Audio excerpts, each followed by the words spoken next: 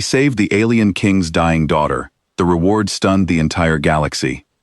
I never wanted to be a hero. I just wanted to finish my coffee. It was the 3rd hour of my night shift on Outpost Veron 9, a small diplomatic station floating quietly near the edge of Varathi space. Most nights were slow and silent. The stars outside my window never moved. The heaters hummed the same low note. I had a cup of cold coffee, a half-finished medical report, and absolutely no plan to change the history of the galaxy before morning. Then the emergency beacon went off.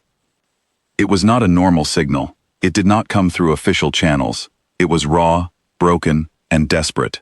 A voice cutting through static like someone screaming from the bottom of a well. The words were in broken universal standard, barely understandable, but I caught enough of them to know that someone was dying. Someone was dying right now, and no one else was awake to hear it except me. I was the only medical officer on the night rotation. I was a human doctor named Caleb Rourke, working a job that most of my colleagues called a dead-end posting. The Varathi sovereignty did not like humans very much. They considered us too young as a species, too loud, too emotional, too rough around the edges, compared to their 4,000 years of elegant civilization. We had only been in space for 200 years. To them, we were children who had just learned to walk and already thought we could run. I pressed the response button anyway. What happened next moved faster than I expected. A Varathi warship appeared out of nowhere, decloaking less than 500 meters from the station. It was enormous, dark and angular, like a blade built from black stone, with faint blue light running along its edges. For a moment, I thought I had made a terrible mistake.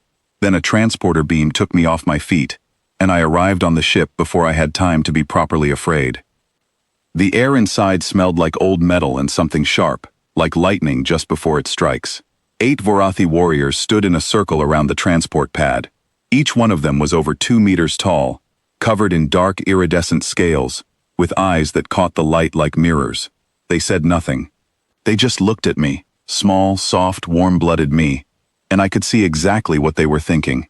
They were thinking this had been a mistake. One of them stepped aside and pointed down a corridor. I followed. I did not have a better plan. They brought me to a medical chamber. The moment I walked in, I forgot about being afraid, because everything in my mind shifted the way it always does when I see a patient who needs help. Training takes over. Everything else goes quiet.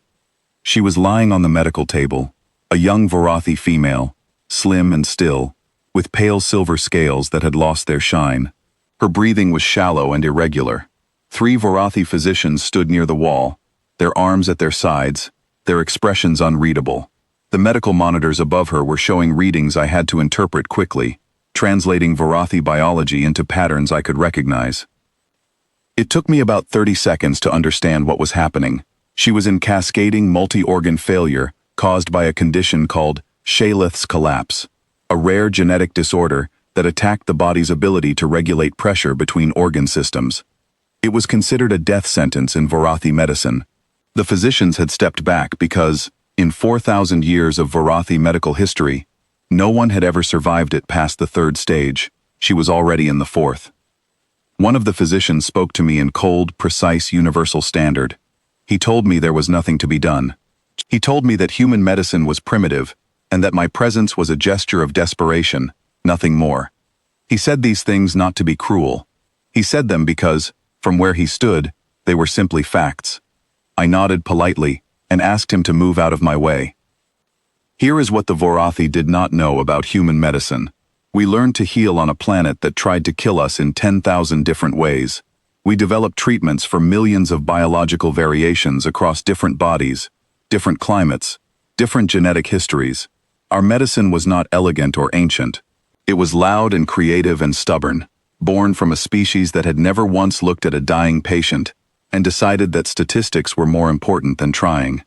The pattern I saw in Saralith's readings, I learned her name later, was not identical to anything in human medicine, but it was close enough to something I had studied. Pressure cascade failure in premature human infants. Different species, different biology, but the same fundamental collapse of a system that could not regulate itself. I had helped stabilize 3 infants with that condition during my residency. I knew the logic of it, even if the details were different. I worked for 47 minutes. I will not pretend it was smooth or confident or impressive to watch. It was not.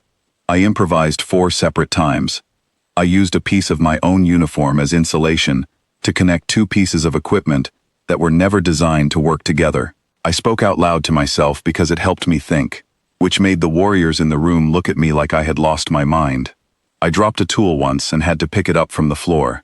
My hands were shaking for the last 20 minutes. 3 times her vitals dropped to a level that should have meant the end. 3 times I refused to accept it and kept working, not because I was brave, because the alternative was stopping, and stopping was the one thing I genuinely could not make myself do when a patient was still breathing. At the 47th minute, her breathing steadied. The pressure readings began to stabilize. Color slowly returned to her scales, a faint shimmer coming back where there had only been pale stillness. She was not well. She would need days of careful recovery. But she was alive. She was alive in a way she absolutely should not have been, according to everything her own physicians believed was possible. I leaned against the wall and ate a protein bar. I know that sounds strange, but my hands would not stop shaking, and eating something helped, and it was the only food I had in my pocket. The warriors stared at me. The physicians stared at me. I stared at the ceiling and tried to breathe normally. Then the king walked in. I had seen images of King Vorkane before, but images do not prepare you for the actual presence of a being who has ruled a civilization for over 3 centuries. He was enormous, taller than any of the warriors, older, with deep charcoal scales marked by faint lines of gold that came with age in their species. He moved slowly and completely without hurry, the way something moves when it has never once in its life needed to rush for anyone. He looked at his daughter. He looked at the monitors. Then he looked at me. The room was so quiet I could hear myself breathing. He asked me what I wanted, not casually, formally, in front of his court, in the tradition of the Vorathi life debt, the most sacred obligation in their entire culture. A life debt from the royal house of Vorkane meant he would give me anything within his power to give. He listed the possibilities himself, and each one was more astonishing than the last. Worlds, ships, a permanent seat on the Galactic High Council, wealth that would make entire star systems take notice. He spoke each option like it was nothing, like these things were simply the minimum he owed. I stood there in my wrinkled uniform with protein bar crumbs on my jacket and thought about what I actually wanted. Then I told him. I said I wanted access to the Vorathi medical archives. All of them. Every piece of research they had gathered in 4,000 years of biological study. And I wanted a seat at the table when Vorathi physicians trained, not to teach them, but to learn alongside them, and to share what human medicine knew in return, because the condition that had almost taken his daughter would take others. It had probably already taken others, for centuries, because no one had ever looked at it from the right angle. If I could help build a bridge between 2 kinds of medicine, then maybe the next patient would not need to be lucky enough to have the one human doctor who happened to be awake that night. The silence that followed was the loudest silence I have ever heard. The Vorathi court could not process what I had just said. I watched it happen in real time, the confusion moving across faces that had been trained for centuries to show nothing. The king had offered me a planet. I had asked for a library and a classroom. It did not compute. King Vorkane looked at me for a very long time. His mirror-like eyes did not blink. Then he knelt. Not a bow, not an incline of the head. A full kneel, one knee on the floor, his great frame lowering in a gesture that, I was told later, had not been performed by any Vorathi monarch in over 1,000 years, and never before in front of a member of another species. The warriors in the room went rigid with shock. The physicians looked as though the floor had shifted under them. He said that in 4,000 years of ruling, no one had ever stood before him and asked for something they wanted to give, rather than something they wanted to take. He said that the Vorathi had watched humanity from a distance and decided we were too young and too rough to be considered equals. He said he had been wrong. The announcement went out to the entire sovereignty within the hour, and from there it spread across the galactic communication networks faster than any news I had ever seen travel. Caleb Rourke, a human physician from Outpost Varan 9, had been granted the title of Veth Kale, Healer of the Sovereignty, an honor that had never in recorded history been given to anyone outside the Vorathi species. Full access to 4,000 years of medical archives, a jointly funded human Varathi medical exchange program, operating under the direct protection of the Crown, and most significantly, the first formal royal decree recognizing humanity as a sovereign peer species, a political status that human diplomats had been quietly trying to achieve for over 50 years. Every major civilization in the known galaxy received the announcement within 6 hours. I heard later that the Charathi Collective held an emergency session of their governing council.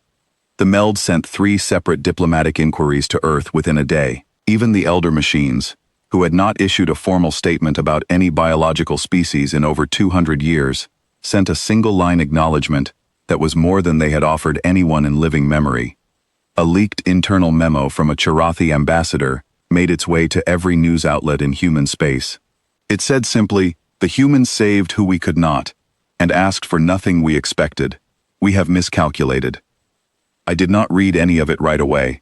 I was sitting beside Saralith's bed when she woke up, reading through her medical file and making notes on what the recovery plan should look like. She opened her eyes slowly and looked at me for a long moment without speaking. I imagine I was a strange thing to wake up to, small and warm-blooded, and sitting in a Varathi warship eating my second protein bar of the night. She blinked once. Then she asked me why I had saved her. I told her the truth, because she was dying and I knew how to help. That was it. That was always it. She asked if I had been afraid. I laughed a little. I told her I had been terrified the entire time. Terrified from the moment the transporter beam grabbed me to the moment her breathing steadied. I had been scared in a very complete and honest way the whole night. She seemed confused by that. She asked how I had kept working if I was afraid. I thought about it for a moment. Then I told her that humans do not really think of fear as a reason to stop. We think of it as information. It tells us that something matters, and when something matters, you keep going.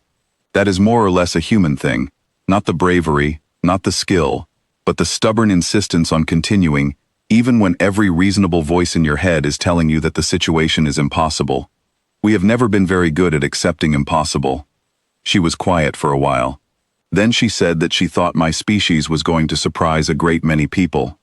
I told her we had been trying to for 200 years. I went back to the station the next morning. I filed my medical report. I made fresh coffee and finally drank it while it was still warm. The diplomatic channels were already overflowing with messages and requests and official inquiries, and I knew that life was going to get considerably more complicated very soon. But in that quiet moment, before all of it began properly, I just sat by my window and looked at the stars. Same stars as always, same silence. The galaxy, apparently, had shifted in the night. The way people saw humanity, the way they measured us, the way they calculated what we were worth. All of it had changed while I was eating a protein bar and trying to keep my hands steady. I was glad she made it. That was the only part that felt real to me, sitting there with my coffee. Everything else, the title, the archives, the decree, the leaked memos, the emergency council sessions on a dozen different worlds, that was all noise around the one thing that actually mattered. She had been dying, and then she was not. That is the whole story, really. Everything else is just what happened because of it.